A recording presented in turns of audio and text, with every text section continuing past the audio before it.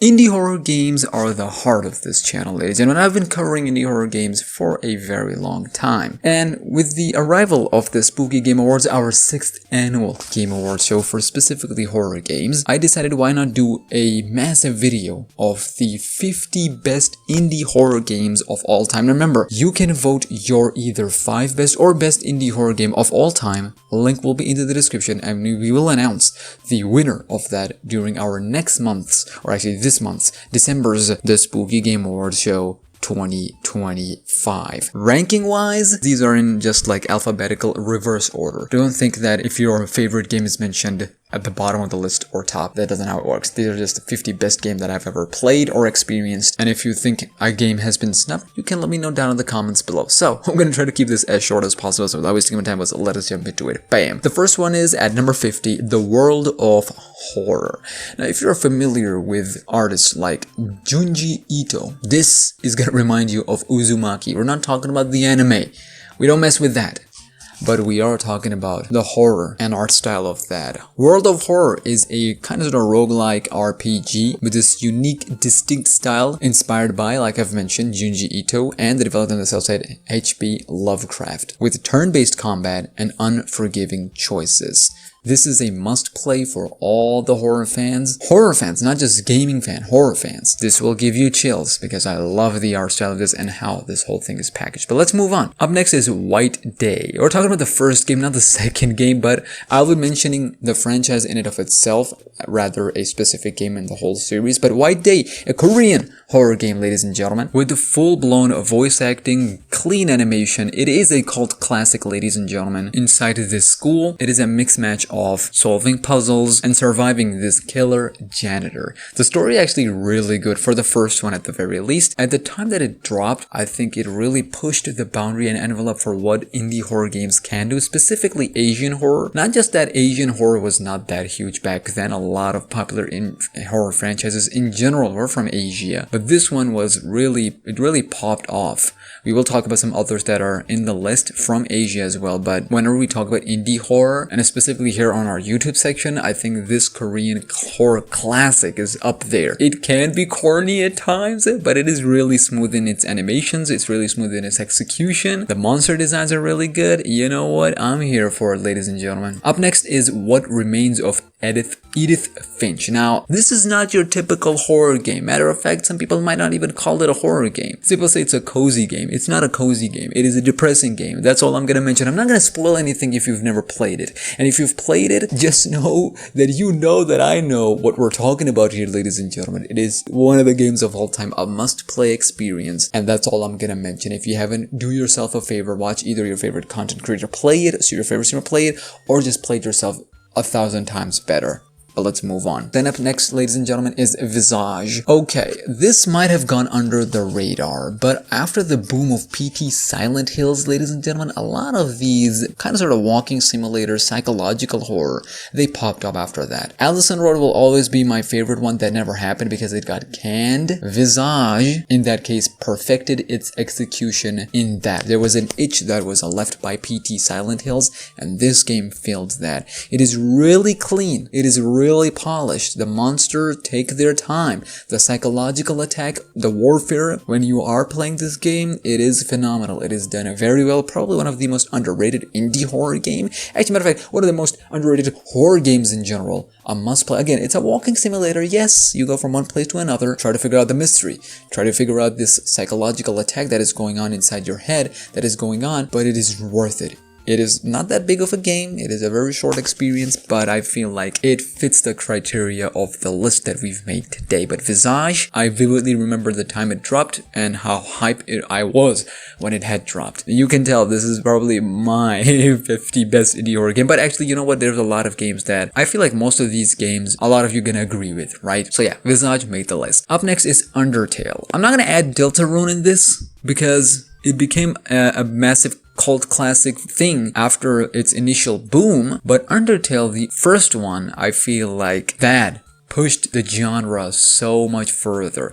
A lot of the newer games that are popular now, you will see the developers being inspired by Undertale. It's one of the classics, it's one of the best, not horror, but because of its RPG element, it sucks you into its world with its characters. the twists in there. But yeah, Undertale, it had to make its list. Let's move on to the next one. Tormented Souls, ladies and gentlemen. Tormented Souls, it deserves so much love. I'm just gonna be honest with you. Tormented Souls deserves so much love. The sequel had just dropped, and it's probably gonna be one of the best games of this year as well as Tormented Souls 2. But Tormented Souls is like a love letter to the OG Resident Evil, the OG Silent Hill, right? The story is there, the narrative is there, and if you were to ever think that the old school tank controls wouldn't work in modern times, I think this game will prove everybody's wrong on that department, that it can absolutely work if done right. Actually, there's a lot that in this list, there are a lot of games that are on this list that have those tank controls, and the developers of that, they just know how to make it work. Tormented Souls is one of them. Up next is a game that blew up in popularity so much so that it's getting an official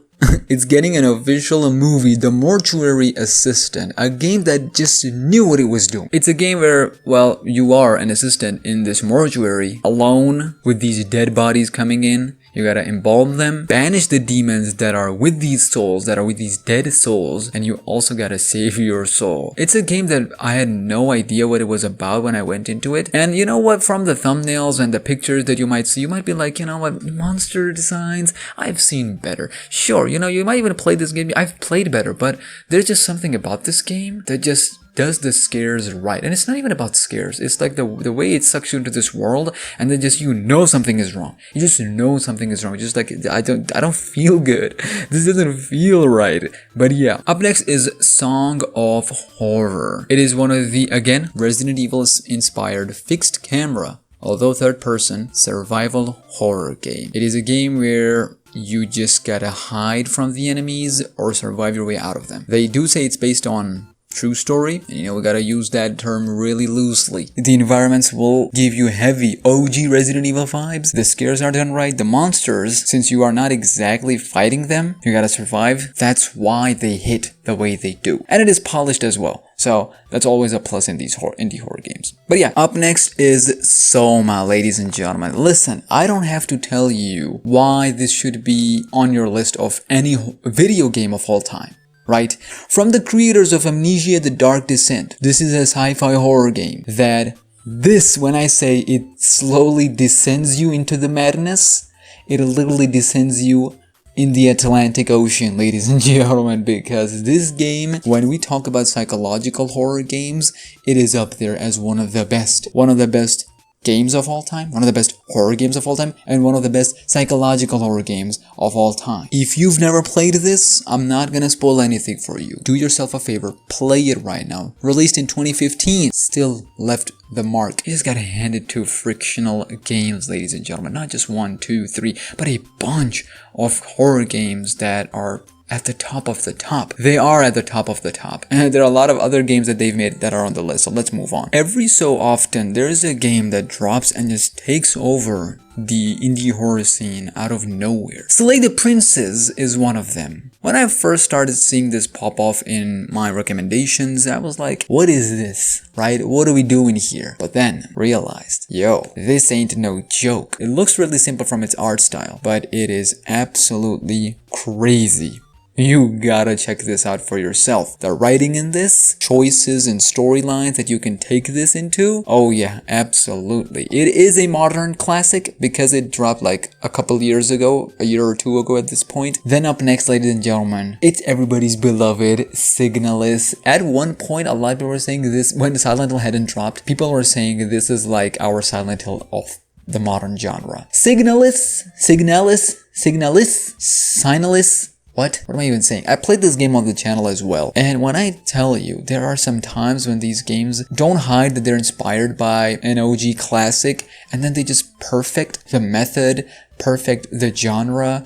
This is one of those games. Crazy storyline that just pulls you in. It is gripping. And then the combat, the inventory system, and it's one of those games when I start playing, I don't put it down. And years after I've played that game, sitting here right now in 2025, it has left a mark so huge that when I was making this list, I was like, I need to put this in before I had even thought of putting this game in. But yeah, up next is Remothered. Now, you might be like, Smack, what are you talking about? What are you talking about, Remothered? The Tormented Fathers. Now, you might look at the trailer that is running on the screen as you speak, and like, this ain't no indie horror. It has like full-blown, fleshed-out animations and cutscenes and voice acting, but what if I tell you it started off as an indie horror? Yeah, the second one looks far more polished than the first one, but yeah, it is an indie horror, and it is a classic one. Remothered, well, at least The Tormented Fathers is a survival horror game, and it is dark. It has some Clock Tower vibes, if you ever played or heard about that game. And it actually won a bunch of awards back when it dropped. The environments, the old school vibes, and the story just complements its survival horror gameplay. It's not exactly Evil Within or your typical Resident Evil,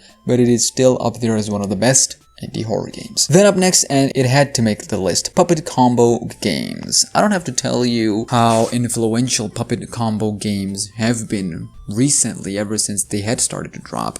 And it's those PS1 graphic style games, but the way these games are made, they bring in their own gameplay challenge, as well as they're not just your usual walking simulators, because they have their gameplay challenge. Their games are not that easy to defeat. Well, some of them are, but these games are challenging, difficult, but the way each time their story complements the gameplay, the chaotic nature of their games, and the chaotic nature of the plot and the story themselves, crazy. Stay Out of the House, Power Drill Massacre, Nun Massacre, and so much so. They're actually making their own slasher movies now, and I'm so happy for them. But yeah, Puppet Combo games, they deserve a mention here. Now up next, this might be a little bit controversial for some, but not really. It's really not. Puppy Playtime pushed the envelope in indie horror, at least in the mascot section of the whole thingy.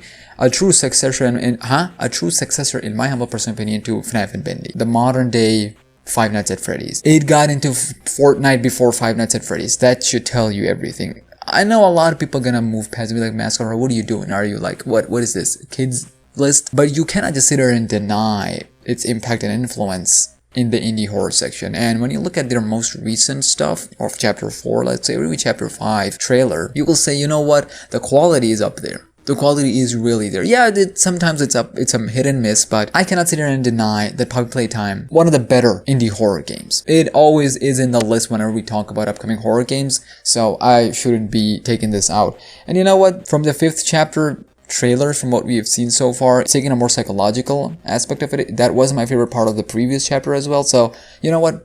Yeah, why not? They deserve it. Up next, I know some people are not gonna say it's a horror game, but Oxenfree. One of my favorite games of all time. Oxenfree, the sequel, it's a shame it didn't got the hype that it should have, but Oxenfree, the first one had its hype. The first one was all over. The voice acting was one of the best. It's a choices-based narrative game. It's an adventure game, basically. And it's about a group of friends, right? They communicate with this other world through radio. And the way it's just so smooth. And every time I boot up Oxenfree or even its sequel, the soundtrack, the voice acting alone, these two just hold the game so high for me. And yeah, yes, I will call it indie horror. Horror as well as indie, ladies and gentlemen. It's a game that you should at least check out Jacksepticeye's Oxenfree playthrough. At least check his playthrough out if you don't have time to, go out and actually it's not even that big of a game. You can just download it and play it on yourself. You should. But if you don't want to play it, you should check out his first game's playthrough. You will definitely play the second game on your own. Up next is Outlast. Now, while we're still waiting for the newest entry, we're not talking about Trials. I have played Trials, but we're not talking about Trials. The next mainline game. You cannot deny how massive Outlast was. And it is crazy to me that we're still in the talks of Outlast getting a movie, right? If there's any franchise from all the indie horror that deserved a movie after Five Nights at Freddy's, it should have been Outlast. It should have been Outlast. But yeah, Outlast, I don't have to mention. Push the envelope. So many copies of this game. It was done right. Monsters done right. Scares done right. Up next is Omori. Just play this game, ladies and gentlemen. If you're a fan of Play the Princess that I've mentioned, right? Undertale, Omori. Just play these games. That's all I'm gonna tell you. Play these games. You'll have a good time. You'll have a really good time by the end of it. Up next is this year's actually No, I'm Not a Human. Now, I glaze this game a lot whenever I talk about indie horror, but No, I'm Not a Human, although the observation kind of games deserve a mention, I think No, I'm Not a Human is like the pinnacle of its own genre. A fascinating story about the visitors and the humans and how each night you have these quote-unquote visitors slash human, either or, and you gotta figure out whom to let in and whom to not let in. I love the dynamics. I love how the game can go multiple ways, and it's a game you better just go in blind. Just like a lot of these games, you should go in blind, because by the time you're finished, you're like, wow, I never had expected that, or I never had thought where the game would go. The next game almost didn't make it into the list, Never Ending Nightmares. It's a game that dropped in 2014. It's about the creators, or the creator of the game's own struggles with depression and OCD. It's basically a game where you are stuck in this, well, your own nightmare. It's called Never Ending Nightmares. It is a journey. It is an experience, disturbing, crazy. Man, a lot of these indie horror games are just slow descent into madness. A true madness. I don't know why I'm laughing, but yeah, the art style will definitely creep you in. It's one of the unsettling designs that not a lot of people use nowadays, but I really mess with this art style. I really do, because it makes you so uneasy. Make it into a game, yeah, you got yourself a crazy recipe for a disastrous experience. Up next, mouthwashing, ladies and gentlemen. Do I even have to mention this?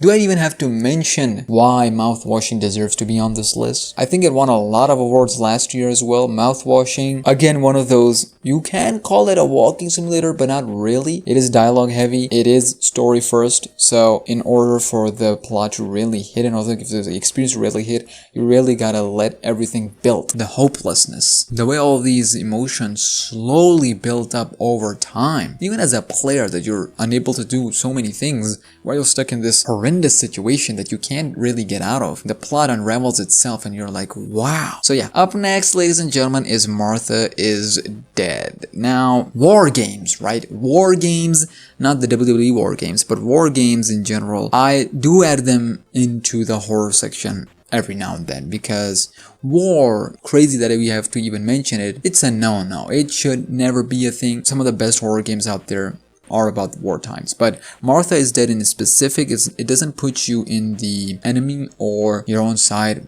per se. You are connected with one of the people who are part of the war, and you face direct consequences of that. You face firsthand what it's like to be part of someone who is an important person in the war. And the way it slowly unravels, and by the time you're finished, by the end of the game, you will just be shocked and speechless of how the whole thing panned out. And the ending, you can just interpret it in so many ways. I think even Berlizzi said it's one of the, I don't know what the exact word that he used, but he said one of the disturbing games of all time. You can check out his playthrough as well. Again, really polished, solid voice acting, and the characters themselves are dealing with so much on top of being in the war, right? On top of in the war, they're also dealing with their own family stuff, personal stuff. So yeah, it is a crazy game. Up next is Madison. I think just like Visage, Madison also goes under the radar, but it does so many things right. Madison deserves to be on the list for so many reasons, but one of them is the use of its camera, which is an old thing, right? It's as old as time itself, but the gameplay mechanics with the use of camera and the way you identify those monsters and you survive from them is really neat. And if you have a VR, absolutely play Madison VR. That chisel is gonna terrify you. Then up next, ladies and gentlemen, although I don't consider it now to be an indie,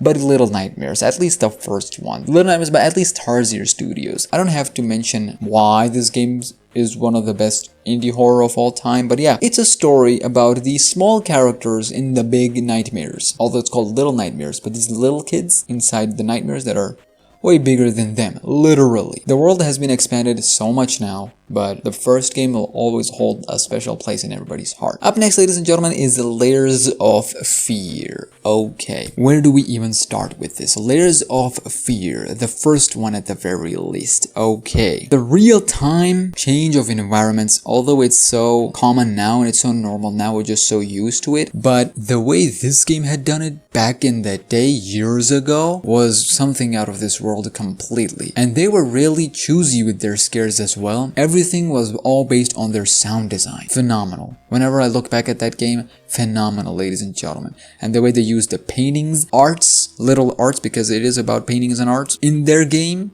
Oh yeah, absolutely best. Up next is Kolat. It is sadly based on a real-life tragedy that occurred. It's a game that is more about an experience rather jump scares and Dyatlov Pass Incident, a real story that happened in 1959, in winter of 1959, where 9 skilled alpinists went for a trip to the northern part of Ural Mountains, which ended fatally. I think it is a very powerful experience that one should play if you have time. And it is a kind of sort of walking simulator. It is narrated by the famous Sean Bean. I will say the atmosphere and the way the story is narrated, I think it's enough to pull you in. Up next is Iron Lung. Once again, a game that no introduction. Iron Lung, where most, if not all, of the horror is in the sound. So you're just sitting there in your own space, imagining the worst kind of monsters that you can imagine out there. A great use of sound design, a game that is a masterclass in how to use sound in horror. Iron Lung, with its movie coming out with Markiplier, it deserved to be on the list. Up next, this game almost didn't make it in the list. Inscription. A card roguelike game. I don't even know if you should use the word roguelike, but Inscription is a game that pushed the genre of its own in a good way. Now we talk about Buckshot Roulette, we talk about some of the other in the same genre, but I think Inscription was the one that really was influential among its peers. It is a card-based game, it's a strategic game, and I know it shouldn't be horror, but I consider it horror. Really love the art style, the dirty look that it has. I didn't know I actually liked these turn-based, card-based games until just recently, so Expedition 33 actually increased my love for this type of game. Up next, ladies and gentlemen, is Inside. Now, I could have mentioned Limbo as well, and although to some Limbo deserves to be above Inside, but that's neither here nor there. Inside, the true inspiration behind, in my humble personal opinion, if you talk about Little Nightmares, I think Inside deserves to be talked about as well. Inside, a phenomenal story, a phenomenal psychological horror game. We are still waiting from a new game from Playdead Games, but just the way everything was designed, from the world building, from the soundtrack and the sound design itself, wow, just wow. Look back at that game, crazy. The next one is going to be a little interesting, but House. And I'm telling you right now, you might say it's biased, and to some extent you might be right, because it goes to involvement with House too. But I will tell you this, right? House played an important role in these pixelated games, horror games, just like Undertale, just like others, right? But House, you might see titles like 101 Ways to Die. This is an important game in its genre, a great story, great gameplay loop, probably one of the few horror games that I've platinumed. One of the few horror games that I platinum on my PlayStation. House deserved to be on the list. Let's go back to some Asian horror games, ladies and gentlemen. Home Sweet Home. This horror game, a Thai horror game. Thailand go crazy in these horror games, ladies and gentlemen. Japanese, Korean, Thailand. Some of these horror games from them are some of the craziest one. It just hits home on a very personal and intimate level. This is a first-person horror adventure game based on Thai myths and beliefs. The gameplay focuses on storytelling and stealth. This is the Steam page bio. The core gameplay focuses on storytelling and stealth to avoid perilous spirits haunting you. Moreover, few puzzles are added into the game, making gameplay more various. And I believe, just like White Day, just like some others that I will be mentioning in this video, it's one of the few that really pushed not just the genre in their own country, in their own region for Asia, but also horror in general, because it's just so well done. Whenever we talk about horror games from back in the day, whenever we talk about games that were influential to some of the best psychological and survival horror games of today, I look back and Home Sweet Home comes to my mind. The environments are done so well, it's like so much love and heart was poured into this game. But yeah, up next is Hollow Body. This game does have some mixed reviews, but in my last horror game awards that we did, the Spooky Game Awards, I did mention and glaze this game a little bit. But Hollow Body, from the Steam description, mentions a tech noir survival horror short story set in the urban decay of a long abandoned British city, solves environmental puzzles, manage limited resources, and fight for a way to escape beyond the wall. It's one of the games that if you take even one aspect of its features out, it wouldn't work. It's not gonna hit the same. And although I will agree to some extent this game is a bit on the weaker side, I think it's just polished enough to be on this list. There are some others that I wanted to add in place of this. Hollow Body, I think it deserved to be on the list. And I needed a replacement for The Medium, because we're not going to add horror game from Bluebird Team on this list. This is, to me, seems like a perfect replacement for it from an indie section. Okay, Her Story. Now, Sam Barlow. This is crazy, okay? Some people are gonna be like, Smack, what are you talking about? What is this? This is not a game. This is a woman being interviewed by police 7 times. What is this? This is an award-winning narrative game, right? From the creator of Silent Hill Shattered Memories.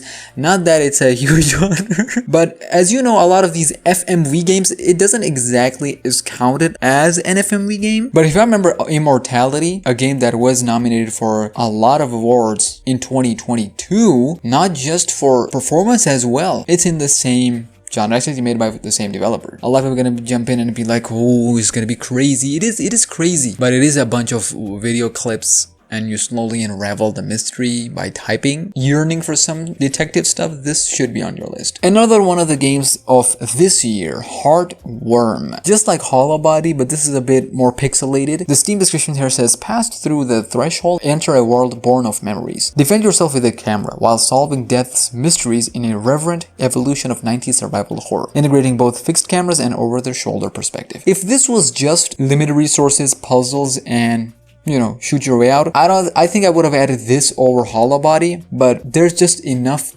amongst the two to separate them with the addition of camera and other stuff in this game, Heartworm, that it deserved to be on the list alongside Hollow Body. There's another game from the same developer. I didn't realize, but I had added all 3 of their games unintentionally, but they're just that good. Up next, ladies and gentlemen, I don't even have to mention why, but Fran Bow.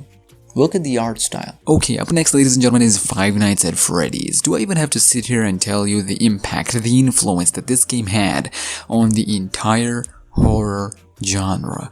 They're on their sequel movie and they actually make good money in theaters as well. And nothing can be taken away, should be taken away from Scott Cawthon. Yes, it's Cawthon, I know. Now, what happened to the series after a couple of games, that is a separate situation in and of itself, but it launched so many careers here on YouTube. It caused a lot of movement in the genre and the industry in it of itself as well, so no one can take away. Matter of fact, I would not be surprised if y'all vote this game as the best indie horror game just because of its influence, so there you go. The next one, ladies and gentlemen, is Fears to Fathom games. These are probably what I would call cozy horror games. These are cozy horror games, not Puppet Combo cozy horror games. Those are not cozy horror games. These are cozy horror games because they are made into a game. They're stories sent by people to the developers who then make it into a game. I love that concept. I love the idea, and they've been getting better. Each game, each story is getting better and better, and I love this. It's just immerse you in. It's like a mix match. It's like a 2-in-1 horror bundle, right? You get a good horror short story, but you also get to experience it and play it firsthand, so you get a good, well, decent horror game in itself. So just, it's not Puppet Combo stuff, it's not Chilla's art stuff, which we'll talk about in this video, but it's in between, and I like that. Next one is a game called Faith. I'm not gonna tell you that much. Once again, if games like Undertale are your jam, just check this one out. That's all I'm gonna tell you. That art style is a hoax. I mean, that's exactly how the game is gonna play. That's a hoax. Do check it out. Then up next is the Indonesian horror classic Dreadout. Once again, we're only gonna talk about the first game, as I mentioned before. But Dreadout, a classic, ladies and gentlemen. Once again, just like Home Sweet Home pushed it for Thailand and their developers, Dreadout did exactly that. It actually jumped out of its own region and went into international market. So Dreadout is actually known all over the world, and a lot of these smaller niche third-person survival horror games, you can actually trace them back to Dreadout, and I'm here for it, honestly. I like that, I love it. Then up next is a game that you can't find on Steam because it is banned from there, but you can find it on their official link, Red Candle Games. Devotion. It is a first-person atmospheric horror game depicting the life of a family shadowed by religious belief. A Taiwanese horror game, ladies and gentlemen. Do I have to tell you much? These Asian horror games, ladies and gentlemen, Japanese, Korean, Indonesian, Thailand, Taiwanese. Did I say Thailand when I was trying to say Thai? Just ignore that, but a Taiwanese, this is a proper nightmare. A nightmare of a game. Personal and intimate story. The soundtrack is great. Speaking of Red Candle Games, Detention. Just recently I've been watching the movie, right? And the series is next that's on my list to watch. But Detention. This is a mixed match of Taiwanese and Chinese because Detention is an atmospheric horror game set in 1960s Taiwan under martial law, incorporated religious elements based in Taiwanese and Chinese culture and mythology. The game provided players with a unique graphics and gaming experience. As you can see on your screen, like 2D side-scroller is probably one of my favorite genres in horror because you can just tell a lot of stories through that. Again, it's one of those that won a lot of awards, and there is a sinister story behind it and some actual connection to real-life events. And at the heart of this story, heart of this game, I should say, experience, is this personal journey of this character, right? And the more you start to learn about this character, the more disturbing, crazy, and just sinister this whole things get. I love the design of monsters in this game. I love the dirty look of the hallways of this school, and I'm here for it. The way it just slowly unravels, just like Devotion. But in Devotion, it's like a 3D, so you move around. Here, you do feel like claustrophobic. It's this feeling of your heart being like heavy and it's closing in, walls closing in. It's exactly the feeling that the game gives to its players. And that's all I'm gonna mention for this game. So absolute must play. It is available on Steam. You can check that one out. Then, ladies and gentlemen, you knew this was gonna make the list. Doki Doki Literature Club. Yes, it's a visual novel. What are you gonna do about it? It is a visual novel. Play it. If you already played, you know what I'm talking about. You know what I'm talking about. Games like these, just like Inscription, that opened me to this wide world of card games, right? Turn-based, like Expedition 33. Doki Doki Literature Club opened the whole world of visual novels, the stories that you can tell through that medium. There are just so many mediums that you can do within the medium of video games. Detention, Inscription, Home Sweet Home, House, Inside. These are such phenomenal ways to tell stories, like multiple ways to tell the stories. Personal stories in form of horror. And I love that. Doki Doki Literature Club, there will never be another experience like Doki Doki Literature Club. The first time I played it, unbelievable. Up next is a game that some of you might be familiar with. Darkwood. Here on Steam it says, a new perspective on survival horror. Scavenge and explore a rich, ever-changing, free roam world by day, then hunker down in your hideout and pray for the morning light. When this game dropped, I saw a lot of people saying this is their favorite horror game, and for a lot of good reasons too. The game is full of atmospheric storytelling. The environmental storytelling, you know I'm there for it. And on top of that, it's a survival horror game where you have to survive, scavenge stuff, and it's top-down, which might throw some people off. It uses that medium of top-down phenomenally. Then of course, since it's biased, but Dark Deception. Okay, I'm not gonna take much time on Dark Deception, but when we talk about mascot horror, we go one step further in that mascot genre. Like, we're not just talking about Five Nights at Freddy's, because Five Nights at Freddy's itself has evolved. We look at Bendy, we look at Puppy Playtime. Although they are evolving within their own mascot genres, I think Dark Deception stands a bit above them when we talk about mascot horror. Like, it still is mascot horror. Not really. It's a debate that happens a lot on the community, that whether it is a mascot horror or not. To me, it is. If it is, then it's a teeny tiny bit above some of the other like peers in its mascot genre, if you will. It's a Pac-Man 3D game. Make it what you will. I'm not gonna say much. Then up next, ladies and gentlemen, is a Cry of Fear, a mod for Half-Life, and it was so good that it actually released as its own separate thing. Co-op horror game. And I don't know what it is. I think it's because it started as Half-Life mod. It is so polished and it is genuinely great experience. Up next, ladies and gentlemen, is a Crow Country. And yes, this is day 3 of recording, and yes, I just woke up. From the same publishers as Heartworm, Hollow Body, I believe, because they had this bundle pack. But yeah, amongst the 3, this is probably the best of the 3. Pure nostalgic, pure old school horror, if you will. It has perfected its inventory system, its combat. If you're a fan of old school stuff, this is probably the game for you. Amongst everyone that I've mentioned so far, check this one out. Then another Asian horror. They've been dominating the horror scene for a long time now, and even today, to this day, some of the best horror games are coming from Asia. Well, some of the best horror is coming from Asia. The Coma series. Once again, just like Detention, it's a side-scroll, a 2D thing, but a little bit different. Probably one of the only games that I've played on Nintendo Switch. It was so much fun. Loved the storyline. Let's move on. Up next is Chill Chilla's Art games. Now, Chilla's Art games, like I've mentioned, Puppet Combo games, like I've mentioned, Fears to Fathom. Compared to the two, Chilla's Art game are the right balance in my humble personal opinion. They're a lot more personal because they focus more on a specific character's journey. Let's say when we compare it to Puppet Combo games. Puppet Combo games are like more chaotic in nature. Fears to Fathom are more like cozy game. Chilla's Art games are right in the middle, where we have the chaotic nature like Akimanto. That one probably their toughest game to date.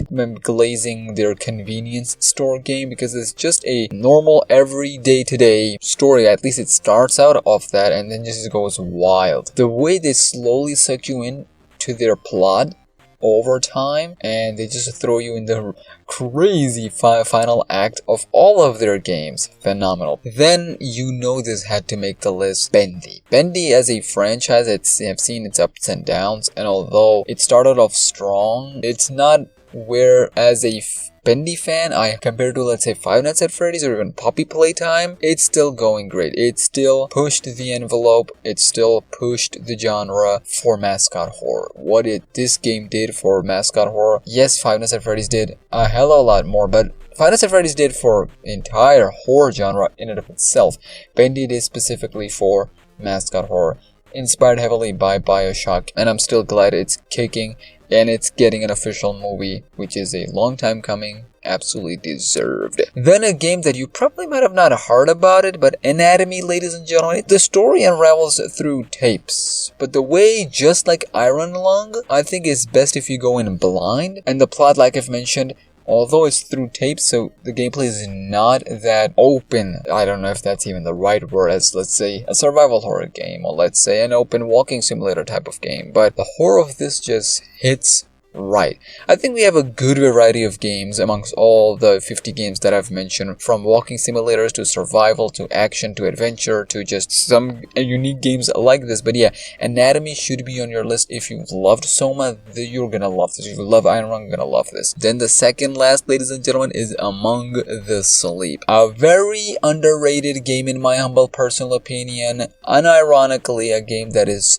being slept on by so many fans, but Among the Sleep, a super polished game in my humble personal opinion. If Little Nightmares ever had a predecessor, let's say, I know we talk about Inside, but to me, if we trace back Little Nightmares, you're probably gonna love this game. Among the Sleep, a sleeper banger in my humble personal opinion. Love the design of the world of Among the Sleep. The teddy bear, I'm not gonna lie to you, it was on some wild stuff every now and then, but the story will hook you and you will enjoy your experience by the end of it. And finally, I think we have to mention, to some, it's probably the king of all the indie horror, because to a certain extent, this is what started it all, but Amnesia. And yeah, sure, you can even say specifically Amnesia: The Dark Descent. Do I even have to mention, ladies and gentlemen, that when we talk about Five Nights at Freddy's, or even when you talk about other games, influential games that I've mentioned on the channel, I think you can trace all of it back to Amnesia: The Dark Descent. Truly one of the first indie horror that really blew into popularity on the internet, so much so that it actually forced mainstream to take horror seriously. It's a shame that we still don't have a Horror Game Awards category in the official Game Awards by Jeff Keighley. I think it's a long time coming. When you have games like Multiplayer Game of the Year, when you give those awards, I think horror exceeds and precedes all of that. It's a category that deserves to be there, and if there's any game I would personally pick to basically represent indie horror, or horror in general, I would put it all the way back to Amnesia: The Dark Descent. The interactivity for its time, way ahead. This game was way ahead of everyone back then, not just indie, not just AA, but AAA. I mean, the interactability, like I've mentioned, the psychological load, the insanity meter. To this day, a lot of games struggle with how to use insanity in horror games. I think we still get the concept wrong in a lot of these newer horror games, but Amnesia: The Dark Descent perfected so much of psychological horror, so much of the horror just in general. And frictional games, like I've mentioned, they're the kings in my own person. Almost all of their games are peak horror. Peak fictional horror. Frictional games are your go-to developers for that. Do I even have to mention PewDiePie in this? Do we even have to mention how this was the one that launched the careers of all of these horror gamers, not just for content creators on horror specifically, but also careers in horror gaming space market. So yeah, ladies and gentlemen, that was my take on 50 best indie horror games of all time. Like I've mentioned, these are the games that I played or experienced myself. I'm pretty sure y'all gonna tell me the games that I've missed or the games that should never have been on this list, but I've still added them, so you can tell me all about it down in the comments below. I think I've got a pretty fair share of the games that most people are gonna, at least 25 of these games, I think y'all are gonna agree upon it. The rest of 25, it's a bit shaky. There are some many that I've added from this year, like Heartworm, No, I'm Not a Human. I think these are bangers. I've wanted to add a couple in more, but I think they either, like, let me just give you an example. Me Side, another game that dropped this year, but although it's phenomenal, one of the best games of this year, horror game, I think it's a little too close to, let's say, Doki Doki Literature Club, a little too close for of its own genre. If I added Me Side, I would have to remove the other one. So there were a lot that I wanted to add, but couldn't, just because I felt like there were others that represented the genre better than the game. Not objectively better, but you know what I'm trying to say here? Anyways, don't forget to vote for your best indie horror games. That will pick the winner in the Spooky Game Awards later this month. Actually, by the time you're watching this, later this month, yeah, in December. So, super 100k, and I'll see if you watch through the entire thing. Love you for that. While you're here, subscribe for more. And I'll see you in the next one. Arigatou gozaimasu. I'm not Japanese. I don't know why I added this in. Why did I add that in? I'm not even Japanese. Sheshe. Well, you know what? While we're adding it, Sheshe. Why wouldn't I add Chinese in there? Hold on. Shukran. Yeah, why not add Arabic in there as well? Hold on. Kamsahamnida. Why not add Korean in there while we're at it as well? Hold on. Is there one more that I can add in? How do you say thank you in Spanish? Por favor. Boy, that's just please. Let me out of here. I'll see you in the next one.